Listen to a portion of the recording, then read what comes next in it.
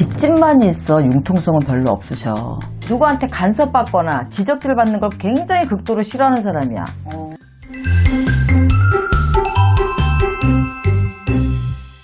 선생님. 네. 네, 이번 시간은 이것도 저번에 제가 여쭤봤었거든요. 한동훈 검사님이 법무부 장관이 되느냐. 그때 되신다고 하셨잖아요. 됐어요, 또. 근데 이분은 뭐 다 아시다시피 윤석열 대통령이 임명하셨잖아요. 그러면 앞으로 5년 동안 이 두 분의 궁합. 합도 중요할 것 같아요. 그렇지. 어떨까요? 이제 윤석열 대통령 이 사주를 보면 이분의 성향이 어떤 성향이냐면 이 윤석열 씨 같은 경우는 직집만 있어 융통성은 별로 없으셔. 성향이. 그래서 내가 뭘 해야 된다 그러면 밀어붙이는 힘은 굉장히 세셔.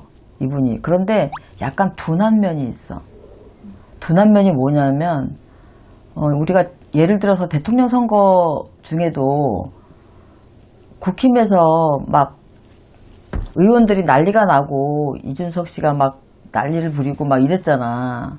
근데도 그게 왜 그런지 본인은 몰라. 그러니까 그냥 눈만 껌뻑껌뻑하고 있고 매들 저러지 이렇게 생각을 하고 그냥 그런단 말이야. 그러니까 자기가 납득이 안 되고 이해가 안 되면 이분은 몰라 그걸. 그 약간 둔해. 이분 자체가. 근데 만약에 그게 납득이 되고 본인이 설득이 됐다 그러면 그 다음부터는 뒤도 안 돌아보고 그 일을 그냥 몰아붙이는 이런 힘이 있지. 그 자기의 그 신념이나 그 성향적인 부분이야. 네. 근데 또 이분이 어떤 지시를 한다던가 예전에 검찰청에서 같이 있을 때도 한동훈 씨가 밑에 있었잖아. 검찰총장을 하고 지시를 해도 이거 이렇게 해 하면 끝나는 거지. 이건 이렇게 해서 저렇게 해서 이렇게 해야 되고 뭐 이렇게 미주알고절 자세하게 설명하는 스타일이 아니거든. 그런데 한동훈 씨 같은 경우는 누구한테 간섭받거나 지적질 받는 걸 굉장히 극도로 싫어하는 사람이야. 약간 완벽주의자에 가까운 거지. 그리고 자기가 하는 일에 대한 소신이나 신념이 있기 때문에 막 지적질하거나 일을 시켜놓고 간섭을 하거나 이러는 거 굉장히 싫어하는데 윤석열 씨는 그렇게 안 하거든. 그러니까 한동훈 씨한테 너무 좋은 상사지. 궁합 자체가 너무 잘 맞는 거지.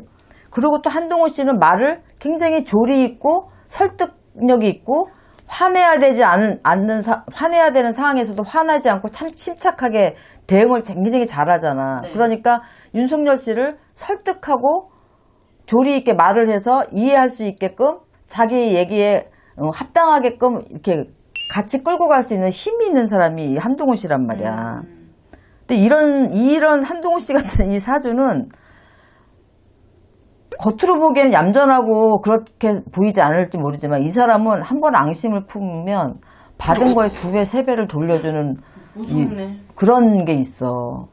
내가 당하고는 못 사는 성격이 있단 말이야. 그러니까 항상 복수를 할 수밖에 없지. 그런데 이 사람이 하는 일은 법을 가지고 다루는 일을 하기 때문에 법에 저촉되지 않는 한 법에서 할 수 있는 건 모든 걸 다 동원해서 할 수 있는 그런 꽤 머리가 있는 거지. 그러니까 어떻게 보면 나는 법대로 한 거밖에 없다라고 할 수 있겠지. 하지만 어떤 일이든 사심이 없는 법은 없어. 어떤 걸 지배하는 위치에 있는 사람들은 지배하고 공격하고 또 어떤 것들을 실행하는데 그 테두리 안에서 너무 법을 잘 알거든. 이 두 사람의 궁합을 본다 그러면 이 두 사람의 궁합은 서로 굉장히 좋아. 좋아요? 윤석열 씨와 한동훈 씨의 궁합은 굉장히 좋아. 이 선만 지키고 간다면. 요 선만 지키고 간다면. 그런데 윤석열 씨는 생각보다 의리가 있는 사람이고 또 한동훈 씨도 의리는 있지만 만약에 어떠한 경우가 생겨서 둘이 같이 침몰해야 된다 하면 한동훈 씨는 절대로 같이 침몰할 사람이 아니지. 아, 그래요? 그런데 이제 위치가 바뀌었어. 검찰총장일 때 같은 법 테두리 안에 있을 때하고 윤석열 대통령이 이제 대통령이라고 나라의 주권자가 됐을 때 위치는 한동훈 일을 지켜줄래야 지켜줄 수 없는 상황이 올 때가 있어. 그렇게 되면 또 모른 척 해야 되는 경우도 분명히 생겨. 네. 그럴 때 이제 한동훈이가 만약에 팽당한다 하면 한동훈 법무장관은 자기 혼자 죽는 성격은 아니지. 그래서 좋게 갈 때는 굉장히 좋은 궁합이지만 이 두 사람의 성향상으로 놓고 봤을 때는 적이 되려면 완전한 적이 될 수가 있어. 근데 한동훈 씨 자체가 누구 때문에 자기가 나락으로 빠지진 않아. 이 임기 5년 안에 그런 일이 있으실 거라고 보시는 건가요? 있다고 봐. 그리고 검찰총장으로 있으면서 한동훈 씨하고 또 우리 윤석열 씨하고의 그런 끈끈한 그런 관계가 이미 자천돼서 또 한동훈 씨가 내려가 있었잖아, 지방으로.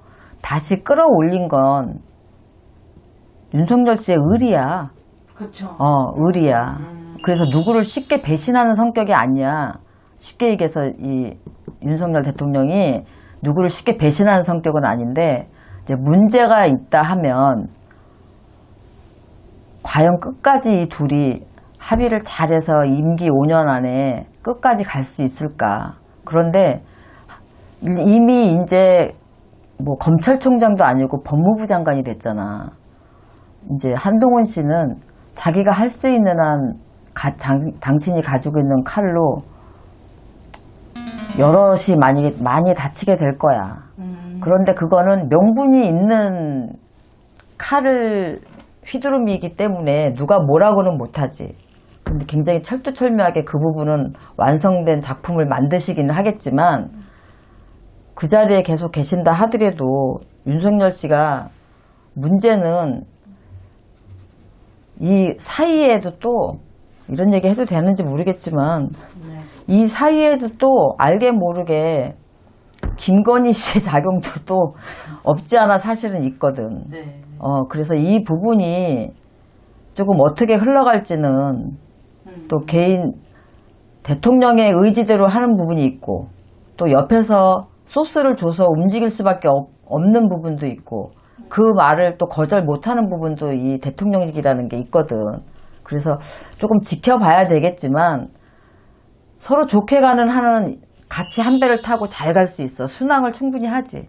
그런데 서로한테 어떠한 배신감을 느낀다거나 상처를 받게 되면 한동훈 씨는 그거를 그대로 받아들이지 않지. 같이 침몰할 성격은 아니야. 네. 좀 극과 극인 것 같아요. 네. 좋게 갈 때는 네, 한없이 좋고, 좋지만 나쁠 때는 나쁘고. 그럴 것 같아. 네. 두 분이 이끄는 저희 나라도 중요하니까 그렇지. 네, 한번 운기를 여쭤봤습니다. 네.